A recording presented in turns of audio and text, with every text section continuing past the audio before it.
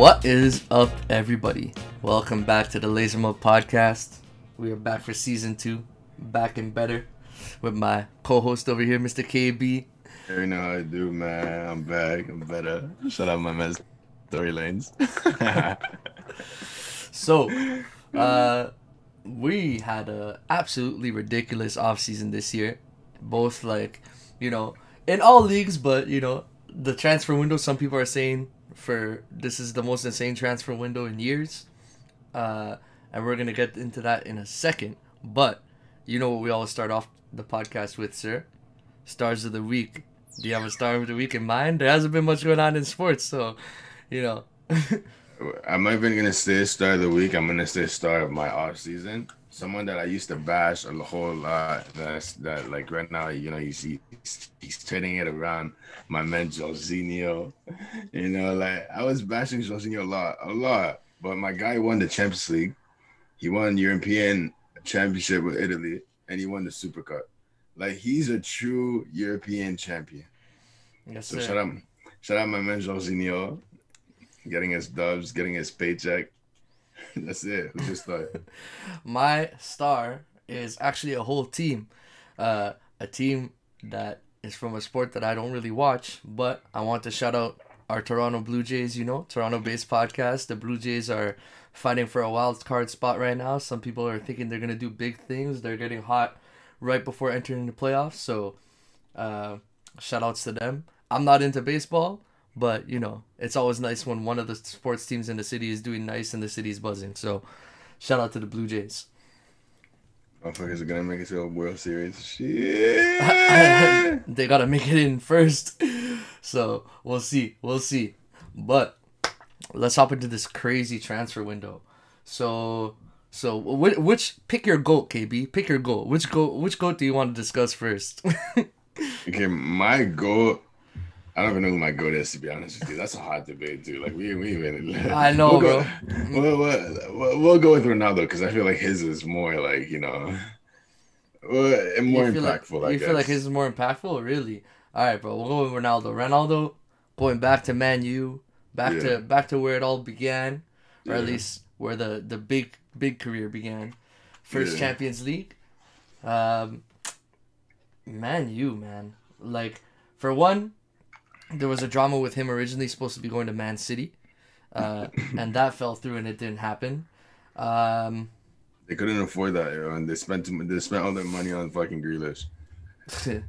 I mean, right now, if you're Man City, would you rather have Grealish or would you rather have Ronaldo? I mean, I would definitely rather have Ronaldo, that's for sure. But I feel like Ronaldo is definitely a much better fit for Man U. Yeah, Man U. Like Man U, all they needed was a true striker. I feel like so does Man City now that they lost Aguero, but I guess you just start Sterling a striker or Jesus. I don't. Who are they starting right now this season? Do you know? Well, no. Pep is going all crazy. They played Burnley yesterday, and their lineups have been changing since the season started. So I'm not really like KDB didn't start, Sterling didn't start. So I'm not really sure. Like, Jesus started, but like Bernardo Silva was there too. But I feel like Ronaldo's a much better fit for Man U anyways, because all they needed was a striker, and Cavani was the guy, but they did him. they said strip that number. Yeah, like strip that number 7, give it to me, bro. So they're really like, yo, if you don't give me that number 7, you're a free agent. But I mean, Man U added like a few pieces though. You know what I mean? They got Sancho earlier, which I think we talked about last season, and then they picked up Varane too. So that lineup is looking super solid all around. That Pogba Ronaldo connection gonna do some damage this year, and we've already seen Ronaldo's had an immediate impact so far. What's he played? Like one league game, one Champions League game. I don't know. He's up to like 4 games now. 4 games now. He's up to like 4 games and he scored in all 4, I think. Yeah, I watched his debut. He scored 2 goals. No. Yeah. Yeah. So. It's like Ronaldo. Exactly. So him being up there, it's like, to me, I'm disappointed because they lost their first Champions League game against the Young Boys. Yeah, I know. which was like, it's kind of sad. Like, yeah, they were down 10 man, this, that, whatever, but y'all still lost. It's like shit, menu, man. Like, yeah, I'm gonna stay talking shit about that team because this is what I do. But it's like it's Man U. Like, now you guys have the capacity to make it far in the tournament. Is it gonna happen? I guess we shall see. I mean, you know what's crazy? Kind of like basically Juventus is kind of showing that they couldn't really do anything with Ronaldo. It kind of shows like how Juventus has fallen. Yeah. Like, you could argue, my boys, AC Milan, might be like the best team in the Serie A. But you could argue the case. You can argue the case.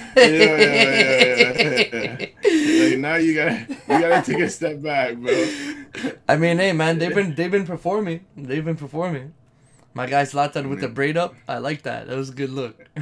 I mean, let's see what they do in the Champions League. Yeah. I mean, they almost beat Liverpool. Almost.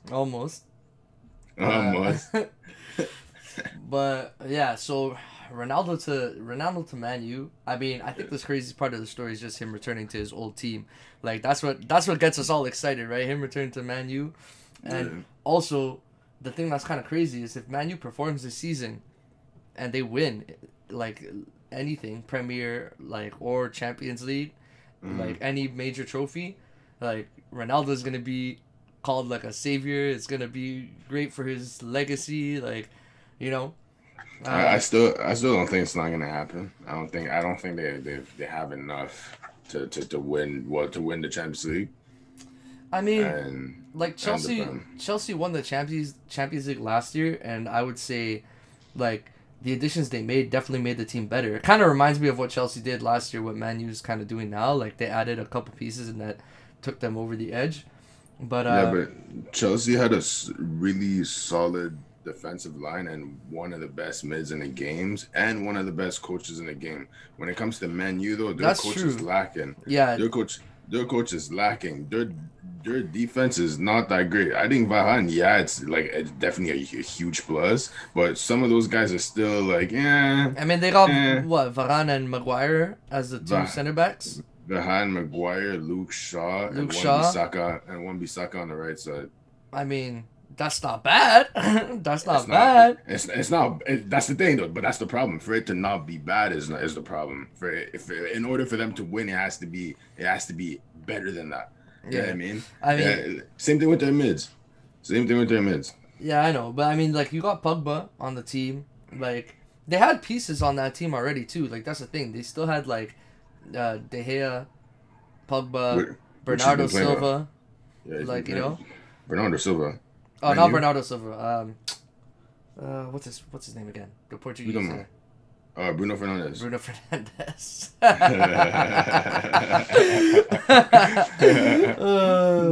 Man, I don't know why that slipped me. That slipped me hard. Bernardo Silva, like, he's on my mind just because AC Milan was supposed to get him. You sound a little sad or something. I am, bro. I am.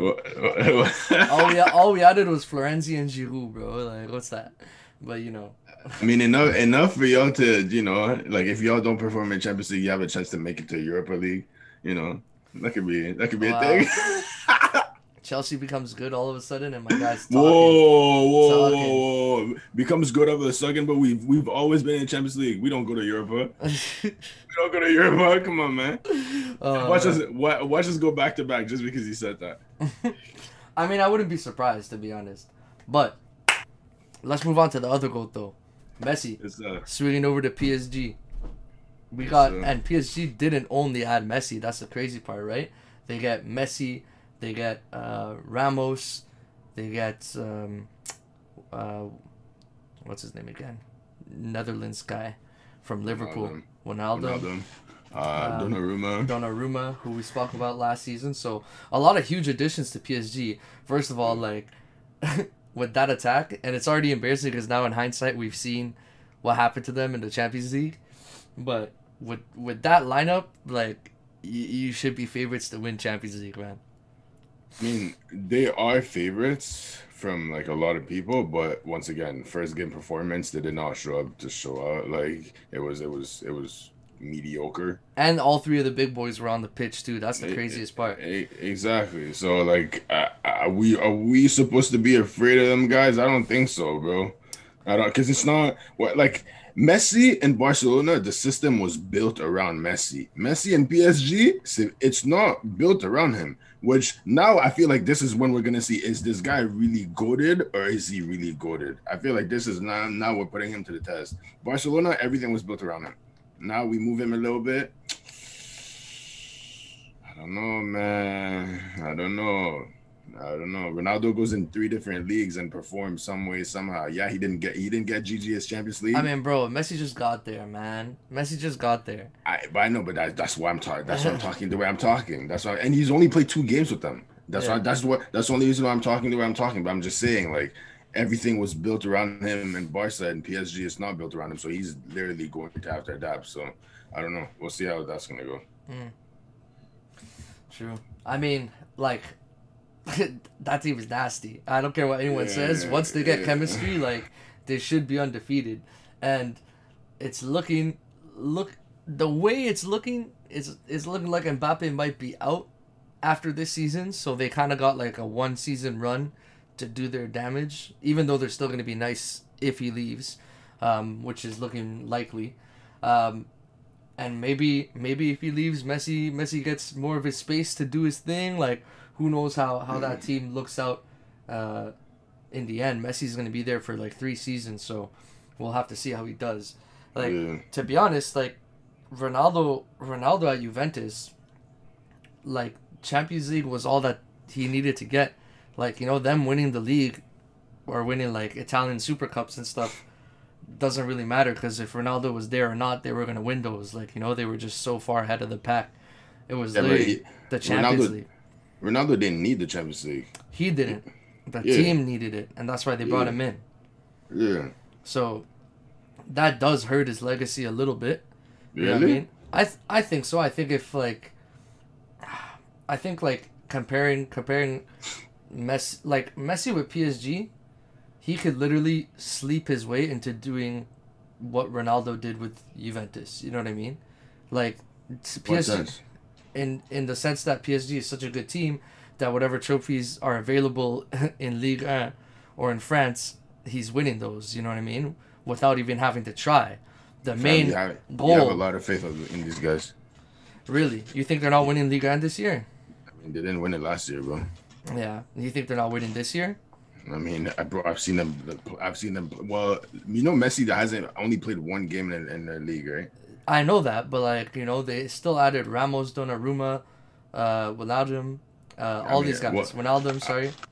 Did them not winning last year was one of those where like, yo, you guys are so far ahead of whatever competition you're playing. I don't. Like, it's embarrassing.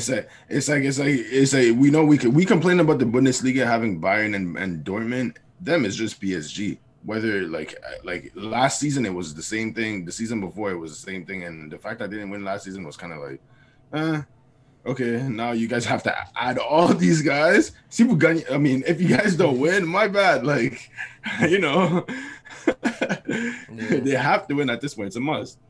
Yeah, like I hear you on that one, bro.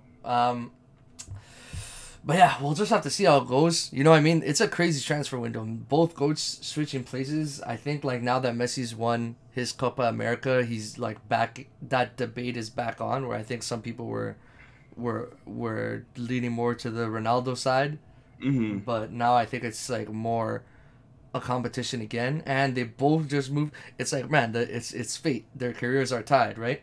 So they both moved teams at the exact same time. How sick would it have been if like Messi actually went to Man City last season and then Ronaldo came to Man U this season, and then it was just like the Manchester Derby was the 2 goats? That would have been crazy, and they're both in the Prem. That would have been insane. What I really wanted though was for well, I didn't really want that, but it would have been sick if Ronaldo had signed with Man City, because when he decided to sign, or when he was up to sign or whatever, they already had made the groups for the Champions League, and Man City is in PSG's group for the Champions League. So if Ronaldo had signed with Man City, it would have been a Messi versus Ronaldo in the first group stages in the Champions League. Yo, that would have been insane. Yeah, exactly. Yeah, we'll have to see how it all plays out. Like, that's definitely That's definitely the team. If you pick them in FIFA 22, you're a cheat. You're a cheat. You Wait. Which if you pick who? PSG? Yeah, if you pick PSG in FIFA 22, your FIFA card is revoked. Revoked. We're snatching that away from you. Every W you get is truly a loss. Like, you know, truly a loss. If you don't win by more than 2 goals, you lost the game. Like, you know, it's that team is a cheat code. As soon as I get that game, that's the first team I'm running. I don't care. I'm going to abuse those guys. I already pre-ordered it. I got my man's a jersey plug to do it for me. Oh, he told me I was hanging out with him yesterday. He told me he already ordered it for you. So. Oh man. But yeah, so other acquisitions too. Your squad, they picked up the Inter boy, Mr. Lukaku, and I think that, I mean, it's impressive how Chelsea has rebuilt themselves over the last 2 seasons, and the one piece I would say that they were really missing was a true striker, because Timo just wasn't cutting it last season. So now they've added Lukaku. 4 games, 4 goals. How you feeling about my man's performance? Hey man, I like, in my opinion, Lukaku is one of the great strikers in the world, but I don't know why he's so overlooked. Like Lua and Harry Kane are in the picture, but is like Haaland, yeah, but Lukaku is better than Haaland. Lukaku is better than Harry Kane. Really? Like, really? I mean, hold on. We're about to we have that as a little debate later. Yeah, my bad. But I would say I think Haaland is just as good as Lukaku. To be honest, I think Haaland is possibly the next Lua, and Lua is the best striker in the world to me. So, like, you know, I don't know, man. I don't think Lukaku is like above Haaland. I would say they're in the same class. You know. I just, to me, once again, Lua, I seen this man perform in big times against big teams. You feel me? Haaland, to me, we seen him perform in the Bundesliga. It's like, he's not there. Lukaku, I seen him perform in the Prem. I seen him perform in the CAA, in the Serie A. Like, I seen him perform. You're seeing him perform in the Prem. Like, the last time he performed in the Prem was with Everton, bro. And now he's performing again with Chelsea. He did not perform with Man U. Yeah, he did. He did win a few games with Man U. He did. Did he win something with Man U? He won something with Man U, didn't he? I don't think so, bro. Like, he had people. That's why people don't rate him, because of his Man U days. He literally got kicked out and shipped to Inter, man. Like, what are you talking about, man? He had a tough time at Man U. Did he? His career almost ended in Man U. Well, not almost ended, but like he lost his. Like, he was popping in Everton. Like, Chelsea got rid of him. He went to Everton. He was popping in Everton. Got basically promoted to Man U. Yeah. Didn't perform well in Man U. Got sent to Serie A. Won the league with Inter. And then came back. 34 games, 16 goals. With Man U. With Man U. That's one season. But in the Champions League, that same season, 8 matches, 5 goals. It's like, yeah, whatever. He didn't perform to whatever we expected him to perform. I get that's that. not a bad performance. Exactly, but that's first season though. How many seasons did he spend with Man U? True. Well, how about the second season? Because that's the one that killed him. The second season, he played 32 matches in the Prem and scored 12 goals. Okay, and then what about Champions League? Oh no, they didn't even make it. They were in Europa, right? Yeah. What about Europa? 9 matches, 2 goals. Yeesh. Like, you know, that's kind of rough. That's kind of rough for, like, best striker in the world to be considered best striker in the world. I'm not saying he's the best striker in the world. I'm just saying, like, I don't think Haaland is. You don't think they're equal? Like, you think he's better than Haaland? Yeah, I think he's better than Haaland to me. To me, he's better than Haaland. To me, I'd rather have Lukaku on my team than Haaland. Let me just put it that way. Let me just put it that way. I mean, I'm not going to, like, disagree with you. Like, I would take either or, to be honest. They're both top. But, regardless, Chelsea adding Lukaku after his performance with Inter. He actually said, like, he didn't want to leave Inter. He just left because of, like, how great his performance was. So he wanted to go back to the Prem and, like, prove he was great again. Yeah. You know what I mean? And, man, Chelsea looking like a threat. Looking like a threat to go back-to-back. So, I mean, I'm happy for you. But I need my team to do the same. They're about to go back to back. I'm betting for them to go back to back to finish top three in the Prem. And that's pretty much all I need, realistically speaking. Mm. I don't need much from my Chelsea boys. They've given me enough. Like, we literally have one of the best mids in the world at this point. I don't care what anybody's telling me, bro. I don't care what anybody's telling me. That Yeah, mid, y'all are up there. Y'all are up there. Kante and Havertz alone. Conte, Havertz, Jorginho, Kovacic is performing. Like, the last three games I watched, oh Lord, like, these guys just look so in sync, and Didn't they just win a it's cup? scary. They just won a Super Cup. Yeah. Who was their Super Cup opponent? Villarreal. Oh. Europa League champions. They beat Man U though. So the Man U boys, y'all lost to Villarreal in the finals, and then Chelsea had to come in and bail y'all out. Like what is this, bro? How many fights I had to deal with in this house about Man U beating Villarreal in Europa, this, that, whatever. No, that never happened. That never happened. Chelsea Super Cup champions once again. All right, but last but not least, there was a bunch of crazy transfers, but last one, Griezeman going back to Athletico, another homecoming. I mean, has he played a game with them yet? I think so, yeah. I think he just subbed in for a game not too long ago. Yeah. Yesterday or 2 days ago. Like, we'll see how he does. He did need to get out of Barca, though. That's for sure. Like, I don't know, he might have had a better year this year with, maybe not. Like, they don't really have pieces. He needed to get out of Barca. Like, that just wasn't a system for him. So, we'll see if Griezeman can rejuvenate his career. And best of luck to him, bro, because we all loved Griezeman in Atletico the first time. So, we'll see how he does. Yes, sir. All right. Hopefully. Let's move on to some basketball, NBA. There's 2 teams mainly this offseason that made changes that I really want to discuss. One, obviously, we got the wise men, the old guys, the retirement home Lakers, as people call them. Retirement home. This guy's getting disrespectful. Oh, I'm not getting disrespectful. I don't believe that they're retirement home. I actually think that they're a great team. I'm just repeating what the narrative is out there. Okay, thanks a lot. Yeah. Thank you. You pointed that out because I would have smoked you at the end of the season for that one. But yeah, the new look Lakers. So, LA, we basically, well, LeBron, Le GM is the last Laker, the longest tenured Laker with 2 seasons under his belt. Or no, 3 now. 3 seasons under his belt is the longest tenured Laker, which is pretty insane.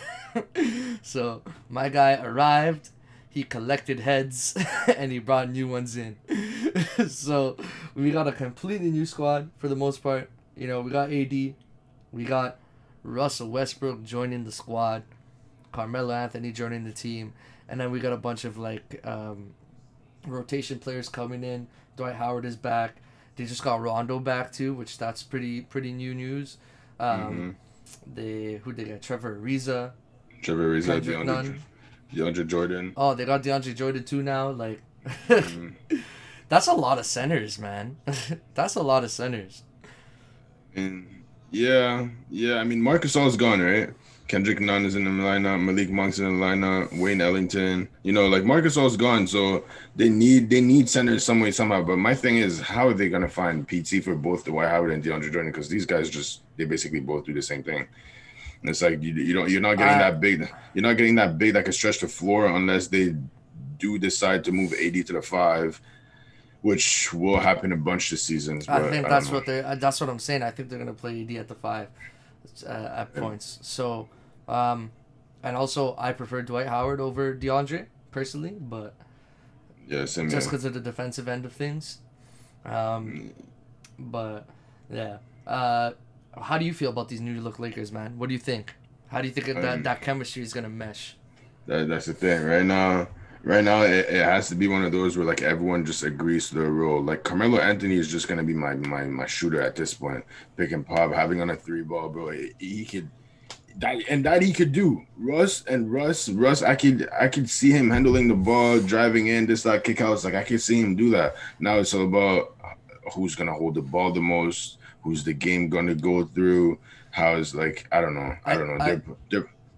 I feel like they're gonna start off with Russ. You know what I mean? I feel like they're gonna let Russ lead at the beginning, and then as long as it's working, they'll let him keep going. But as soon as like if they need to like change things up or like Russ sometimes has really bad IQ, especially late in games. I think like late end of game, it's definitely going through LeBron, like for sure. Like that ball is not in Russell Westbrook's hands, but I feel like they're gonna start with Westbrook, like let him be the point guard from the start of the game, and then like if LeBron needs to take over because they need it, he'll take over.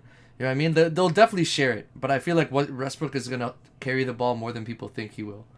Yeah, like my like I believe so too, but my only thing is that if AD moves to the 5, LeBron's gonna have to move to the 4, which like I don't know how long that's gonna like. I don't know if that's gonna work. What do you think is their starting lineup next season? From what I have in front of me right now, it'd be Russell, Wesley Matthews, Carmelo Anthony, LeBron, and AD. They're gonna start Melo. If LeBron has to move to the 4 and Melo will have to be the 3, or Malik Monk will have to be the 3, but some people were saying they were gonna start Ariza, I think. Ariza or Wayne Ellington, maybe. Yeah. Like maybe like I'm telling you, next season's gonna be weird. It's gonna be an experiment. Exactly, which they won't have that much time to experience. Like the playoffs are gonna come fast, and then I don't know. The West is getting heavy too now, so I don't know. Jamal Murray's gonna be back. Like it's gonna be a season next season. Is Jamal Murray gonna be the same Jamal Murray though? That's the real question. I mean, he probably not because of the injuries, but like I know he's gonna give me something. Klay Thompson is gonna be back too. Like I know both these guys are gonna give me something. Like Jamal Murray's not gonna give us what he did like 2 years ago in the bubble. Obviously not, but you can expect things from him. We can't just give up on him like that. Bubble Murray's elite. We'll always say that. Yeah. Yeah, I guess like I feel like I said this before when they first acquired Westbrook. Like the concern is only gonna be like, is he gonna know when to not be selfish with the ball, like especially late game, Because I believe in Russell, bro. I believe in LeBron. Like I believe in LeBron putting Westbrook in check. Like you know what I mean? If there's any player in the league who's gonna tell Russell Westbrook to chill out, either him or Rondo is gonna be like, yo, bro, you trying to go hit like some last minute layup barging through everybody when there's a bunch of guys to kick out to for the game winner. Like that's not gonna fly with us, So I'm hoping they're gonna be able to keep him in check. I don't think there's been many teams that Westbrook has been on where he hasn't been the commander-in-chief. And I think on this team, he is not the commander-in-chief, so... But, like, that's the thing, though. He's not even the commander-in-chief on the court, and IQ-wise, he's not even close to be the commander-in-chief, so I feel like it could work, bro. Yeah. I feel like it could work. Yeah. I think so, too. I've warmed up to it more and more ever since the trade. When it first happened, I was like, I don't know. But then I warmed up to it more and more. And we all thought, like, Brooklyn wasn't going to work when they first got together. And look what happened. They made that shit work. Harden stepped back, became a pass-first guy instead of a shooter. Once again, that's a healthy team that I'm afraid of, They're the best team in the league, like, healthy. Yeah, that's dangerous. It's not a debate, you know what I mean? Like, all those guys are pretty much prime. Like, you could say KD might be reaching the end of his, but, like, even so, he's still going crazy. He don't play like it.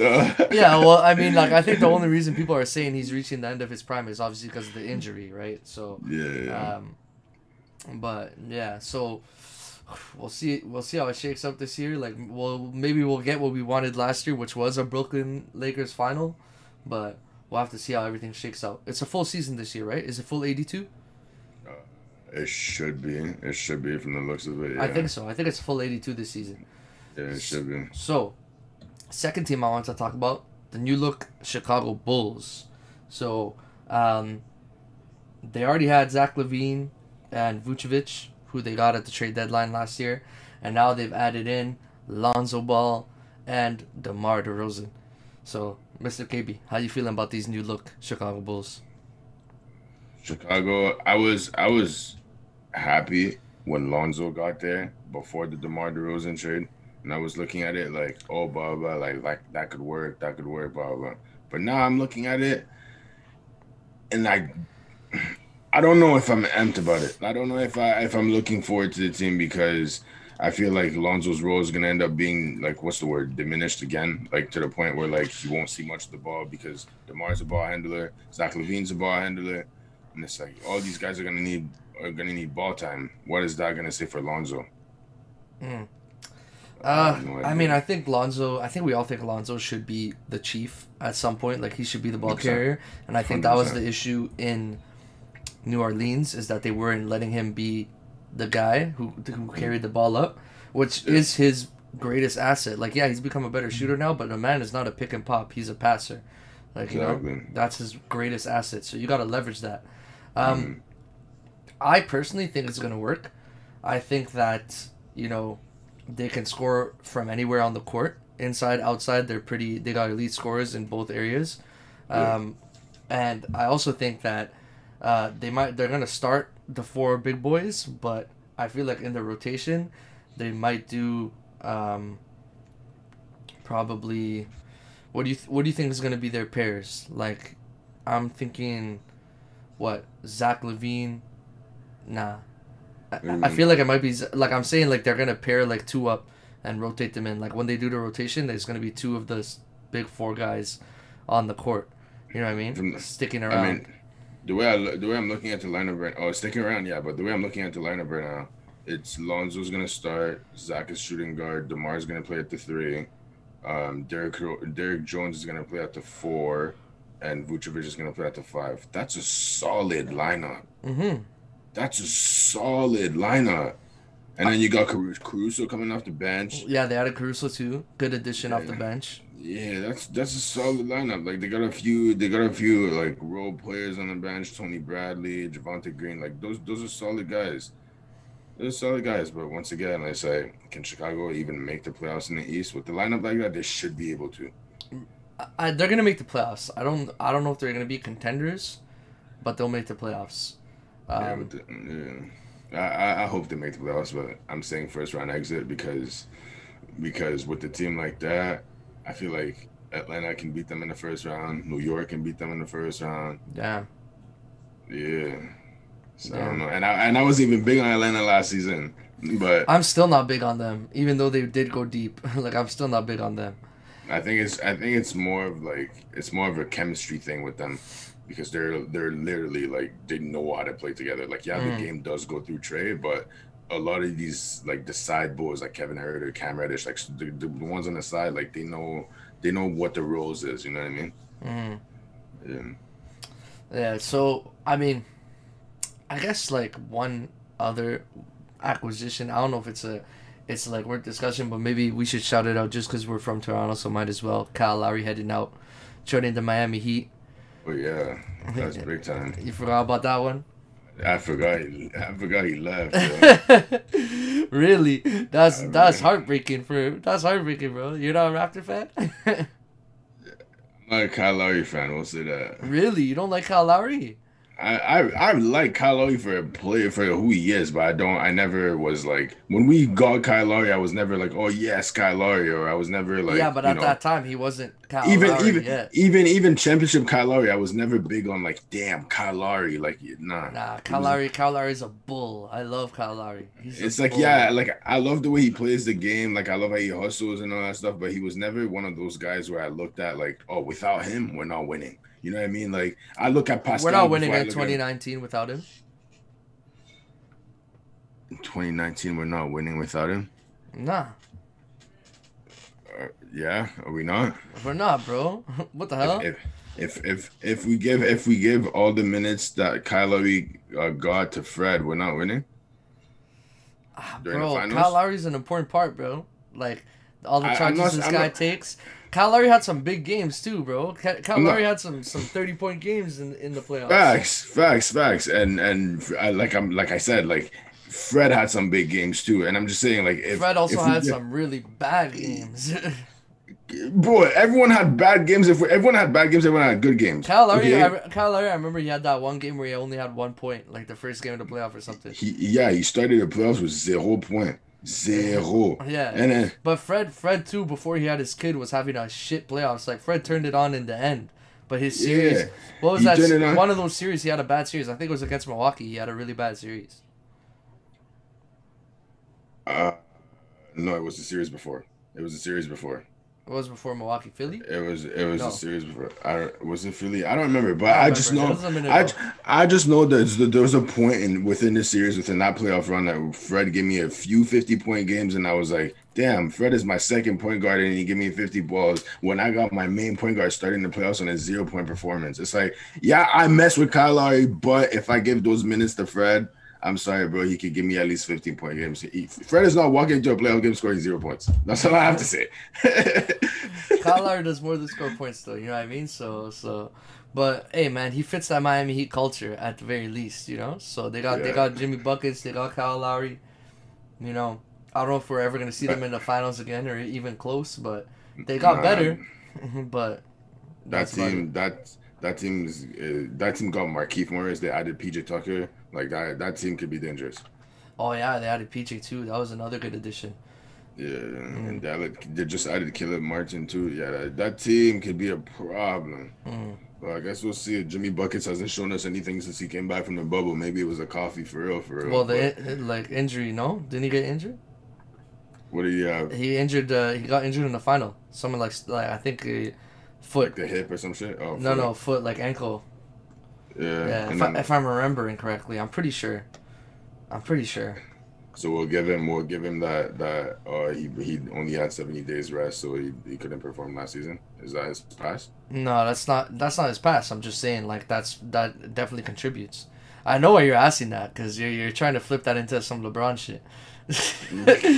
I don't need to. I already have my pass to LeBron. You asked that with intent. Like you asked that with intent. If I said yes, you were gonna be like, alright, so is LeBron getting a pass to that? Like I know that's what you're really going to say. I already have my pass to LeBron. He's 36. He's 36. Oh, yeah? Jimmy Butler don't get that. Yeah, Jimmy Butler don't abandon his teammates on the court though. You know what I'm saying? He don't run away to the locker room. Yeah, he don't run away. He also don't get them championships. But okay, we can keep that moving. All right, let's move on to some NHL, my G. So, there's a few transactions I want to talk about. First off, we got to talk about our Toronto Maple Leafs. I mean, we got worse this season. Like, we definitely got worse. The question is, are we going to be okay? So, we made some additions. We lost Freddie. We added in Peter Mrazek. So, basically, we swapped goalkeepers with the Carolina Hurricanes. So, Mrazek's in now. We're probably going to run a tandem with him and Jack Campbell the way Jack Campbell was performing last season. But we already knew Freddie was out. Jack Campbell took his job. The contract was ending. He was injured. He wasn't performing. We already knew he was going to leave. The shocking player that's gone, or not too shocking because I knew he was worth a bunch of money. As you've heard me say plenty times, my favorite Leaf since 2016 has been Mr. Zachary Hyman. And we have lost a fan favorite player. And I just want to give a shout out to Zach Hyman, man. Like, thank you, sir, for bleeding blue and white and working your ass off for us every game. Oop, that's one swear word into the swear jar. Am I allowed to say that? Your booty, is that better? Your booty off for the Toronto Maple Leafs. Greatly appreciated, man. Freaking grinder, bro. Toronto boy. I love Zach Hyman. So, who do we bring in? So we brought in Mrazek to replace Anderson, who I just talked about. We're gonna have that tandem net situation this year. We'll see how that plays out. We have to get some winger depth, which is kind of ironic because we traded away a bunch of wingers over the last couple seasons to make some salary cap room. Once again, it all comes down to cap, right? So that's why Hyman's out. Salary cap, couldn't afford him. We have to let him go, unfortunately. So now we have gaps in our top six, especially on the wings. So we bring in Andre Casa and we bring in Nick Ritchie. So, Andre Casa and Nick Ritchie, if y'all don't know. Andre Casa, he had a great season with the Anaheim Ducks 2 or 3 seasons ago, like pre-COVID. And he went over to Boston. Stuff didn't work out. He got injured. Career kind of fell off after the injury. And he's just coming out of it now. So we're going to see if he's able to recover. So, a once pretty good winger, top 6 winger, doesn't cost us a lot. Coming out of injury, it could be a comeback story. We'll have to see what happens. Hopefully he does make a return to form, because then we get a nice winger who can score on the cheap for the lineup. Nick Ritchie. He's not even old, bro. Like he should not be someone that. He's not old. That's why there's the hope that he recovers. You know what I mean? Like he's not old whatsoever. So, Nick Ritchie, the story of Nick Ritchie, man. Oh, he's a guy. He was a first round pick, like few seasons ago. Also for, I think it was a first round pick for Anaheim. Yeah, first round pick for Anaheim. I think he also played for Boston for a bit afterwards. So I guess same somewhat trajectory. But Nick Ritchie is a guy that like people have been high on, but hasn't really reached the bar that has been set for him, unfortunately. So it's kind of come to, once again, he's kind of just like Andre Kasha in the sense that he's a young, talented winger who hasn't quite, like, Kasha is because of injury. For Ritchie, it's more like he hasn't achieved what was expected of him, but he's a big boy who can score some goals. We didn't pay him too much. It's kind of like, hey man, here's your make or break chance. Come and join the Leafs, and we'll see if you can perform. So yeah, those are really the only big major acquisitions for the Leafs. Those 3 guys, Mrazek, Ritchie, and Casa. Obviously losing Hyman and Anderson were like the big guys out of the lineup. I'm gonna watch the Leafs this season. Like, you know, I'm always gonna watch the Leafs every year, but my excitement is definitely more tempered compared to last season, especially the way that went down, which we shall not discuss. So, we'll just have to wait and see. Preseason's already beginning this week, I believe. So, it starts on the 25th. Yeah, 25th of September. So today's the 18th, by the way. So they're starting up soon. We'll see how these guys perform. Let's go Leafs go. It's not an excited go Leafs go, but go Leafs go. God, you know? bro, you should always be excited for your team to perform, bro. We'll see, man. Like, I don't want to get my hopes up with these guys. You know, last season was a big killer for Leafs fans, man. That was a tough year. It's a tough year. Every season is a killer for Leafs. No. Bro. Last year was just different. Like, last year we were one of the best teams in the league, and we lost to Montreal in the first round. Like, that's just bad. Like, you know, bad. Just really bad. Before, we were losing to teams like Boston, Washington, teams that were like cup contenders. You know, when you're losing the cup contenders in the first round, it's different than, even though Montreal made it all the way to the finals, it's different than losing to Montreal, which is like, even though they made it there, they're in my opinion, they're still not a good team. They kind of just had that toughness that got them there, and they got a hot run of form. It's just a tough year, especially since we could have beat them. But anyways, I don't want to talk about that stuff. It's depressing. Hey, hold on. Whoever's listening to this, shout out to you. Number 1. Number 2, if you're listening to this and if you're Montreal, let me have a Montreal Canadiens jersey. Please and thank you. I'll attach my P.O. box to this. As he's wearing a Leafs jersey. Oh my lord. But another thing I want to talk about, shout out my mans. Ooh, I'm pointing the wrong way. Patty Kane right here.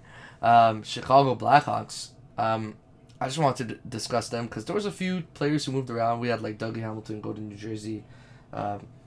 Other big moves around the league as well. But I wanted to talk about the Blackhawks specifically because they made 2 acquisitions that I think will put them back into the playoff picture again. They just added Marc-Andre Fleury, former Vezina winner. Like, he just won the Vezina last year, even though, like I said, I thought Vasilevsky should have won it over him. But he just won the Vezina last year. He got kicked out of Vegas. They picked Leonard over him. He's getting up there in age, but he's still been able to perform in the league as recent as last season. So they're getting Crawford's out. He was old, not healthy, and they bring in Marc-Andre Fleury, who has still yet to look like anything but a starting goalkeeper, right? Like he's still like one of the elite keepers in the league. So they add that, and then they also shipped out Duncan Keith to Edmonton to get rid of his contract, and he has been their number one superstar defenseman for years and years and years. He got old. That contract was a little rich for what the performance was at recently, and they shipped him out. But they bring in Seth Jones from the Columbus Blue Jackets. So I think with the additions of Jones and Fleury, it injects like a new starting keeper into the lineup and a top defenseman, and they still have DeBrincat. Patrick Kane is still good. Taze is like not as good as he was, but he's still a good player. So that lineup has the pieces to make a little run to get into the playoffs and maybe do decent, win a couple rounds. So we'll see. I'm saying look out for them. They might turn it around with the additions they made. I also want to, yeah, bro. I also want to shout out Edmonton too, because they took our boy Zach Hyman, and Zach Hyman, you guys are gonna love this guy, man. He's gonna be perfect for Connor McDavid. He's been on pace for 30 goals the last 2 seasons. Super hard worker, grinder, gets the puck to his star players, makes everything easy for them, and McDavid is about to adore him. So, those are a few of the major moves in the NHL this year. Like, there's other ones. Like I said, Dougie Hamilton was one of the big players that people were trying to get, and he signed with New Jersey, so I don't want to talk about him too much because I don't think New Jersey is going to be doing anything special. But yeah, so let's swing it into the Podbate, my brother. You mentioned it earlier. Romelu Lukaku or Harry Kane. I mean, I don't think this is going to be much of a debate because I think we're both on the same end of the spectrum as far as this goes. I am with you on Lukaku over Kane. I'm gonna play devil's advocate. Really? Nah, whoa. Don't get me wrong. Anything like that, like Romelu's my guy, okay? But if someone was to tell me they would take Harry Kane over Romelu, it's understandable. Okay, that's true. It is understandable. It's understandable. Now, would I do that personally? Absolutely not, because I despise Harry Kane. I don't think I hate Harry Kane. I hate Harry Kane. Like I don't think he's good. Period. I don't know why he's up there in the list. I don't know why because of his striking ability. He's an underrated passer, like as well. Oh yeah, that's what it was. He led the league in goals, in assists and goals at some point, and at the same time in the league or something like that. Which is why they give him a lot of credit. But once again, it's like you're assisting because you got guys on your team, or at least last year you did, that could finish, as in Son, Gareth Bale. Like, you know what I mean? Like yeah, but I'm still not picking you over Lukaku. I'm so sorry, bro. He's got to make those plays. I agree with you. I see why people would pick him, but I'm taking Romelu Lukaku over Harry Kane any day. And I think you're right. Lukaku's not been getting the respect he deserves, in the sense that he should be in those conversations with Kane and Lewandowski and all those guys. And in my opinion, he is better than Harry Kane. I would take Lukaku over Kane any day. He's just as good a finisher. He's stronger. He ain't about to die for no reason like Mr. Kane. Freaking Michael Phelps looking ass out there. Like I have disdain for Harry Kane. Bars. But like I still think even if I'm trying to look at it objectively and put away my dislike for Kane, I'd still pick Lukaku over him, just because I don't think Kane is like a better finisher than him. I'd say they're like both really good top finishers in the world right now. But I like Lukaku's play. Like I like how Lukaku is strong on the ball. Like, he's hard to move, and that's what I love about him. Like, he's a big boy, and he could score, and that's like. You would love a Chelsea game right now. I can't lie to you, bro. I mean, yeah, like I You would love watching a Chelsea game right now, I'm bro. gonna stick to my AC. I'm gonna stick to my AC. So I'm gonna stay loyal. I'm gonna stay loyal. They did okay against Liverpool. They did okay. You know? Yeah. I mean, I can't lie there. I appreciate the way they played. I mean, when I started, I told you when I started watching the game, they went on the road. They scored two goals within the span of 10 minutes. That was. I mean, bro, if they still had Donnarumma, I'm not saying they're winning that game, but they might have won that game. And like Donnarumma, and the keeper played well. I forget his name, the new guy that we got, but he played well. But it's just like, I don't know. I feel like they were on the right track. They were getting the right pieces. Like we added Tonaldi, we bought Rebic, we got Giroud, Zlatan. You know, we were adding some decent pieces. We added Florenzi. Like we were on our way to slowly building this lineup back to being good, and then we lost like the centerpiece. You know what I mean? The centerpiece of our lineup, which it just hurts. You know, it's like. I mean, we all expect Dortmund to lose Haaland eventually because that's just what happens. You know, Bayern is gonna come and snatch him up, but like when Lua's done, but yeah, like it'd be like Dortmund starting from nothing and all they had was Haaland, and then they built the team up to it. They're slowly starting to get the team back on track with Haaland as their main piece, and then they lose Haaland, and it's like, damn, we didn't even have any other stars yet. We're just kind of starting to get back into it. That's how it feels like with AC. But I mean. Hopefully, y'all do something. You know. hopefully, that's encouraging. I got faith, bro. I got faith. But your Champions League group is not that bad, man. It's just Liverpool. It's just Liverpool, bro. Y'all can finish second. You know, have a little, run. Actually, oh, never mind. I lied. Y'all not getting out that group. I lied. Y'all not getting out that group. It's Liverpool, Atheletico, and Porto. Y'all not getting out that group.